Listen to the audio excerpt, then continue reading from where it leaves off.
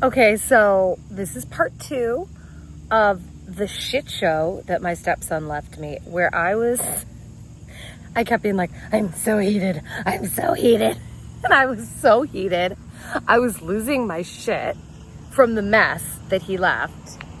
And my husband came home. He was okay, but it was funny enough. Before my husband came home, my stepson came home and I had to have it out with him. And I was like, you have 6 weeks to get your shit. I didn't say it like that, but I was like, you have 6 weeks.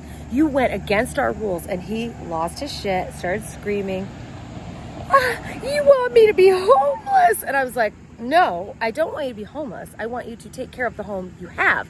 And you are not. You have the most revolting dirt, food, mold. I'm sure there'll be bugs and roaches and whatever coming about in my home because of your habits. You are foul. You are disrespectful. I was like, and you have like 30 cups down here. What kind of human does this? And he was like, I was coming now to do it. I'm like, no, you're 19 years old, almost 20. It's unacceptable. I was like, no. I was like, we've given you warning after warning. You've been here a year. You've saved what you've saved, and it's time to go. And he was like, I can't believe you want me to be homeless. Slammed the door. And I was like, you've done this to yourself. You know, you had it good living here, and you fucked it up. So then I went upstairs and was like trying to just like regulate myself because I was so angry. Then my husband comes home, and he was mad at me for giving my stepson only 6 to 8 weeks. He's like, we should have talked about it. I'm like, sorry, but you weren't here. I'm in the heat of the moment with this nonsense. And I think I deserve an award for giving this long and being this nice and teaching somebody who should know this shit. I mean, an 8th grader would know this. And this is failure to thrive and scary. And I was like, no. And he was like, we have to come to a decision. I'm like, November 15th. That's the most I can do. So after all that, and everybody calmed down, we had like 2 weeks later, we had a meeting that I called. We all sat at my dining room table.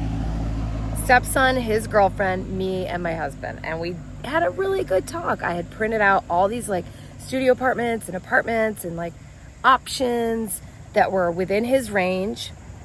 And we talked about what we could do. So that's the goal. And the goal is he's going to leave by November 15th, November 1st, who knows? I mean, he still like really has no concept of reality. Like he's like, doesn't understand the first thing about real life. But then I'm like, I don't know. I mean, isn't this how kids figure it out? I don't know. I'm trying to remember what it was like. Like, do you remember what it was like to be, don't go by the age number. Go by your development. Like, do you remember what it was like when you were first getting your own apartment by yourself?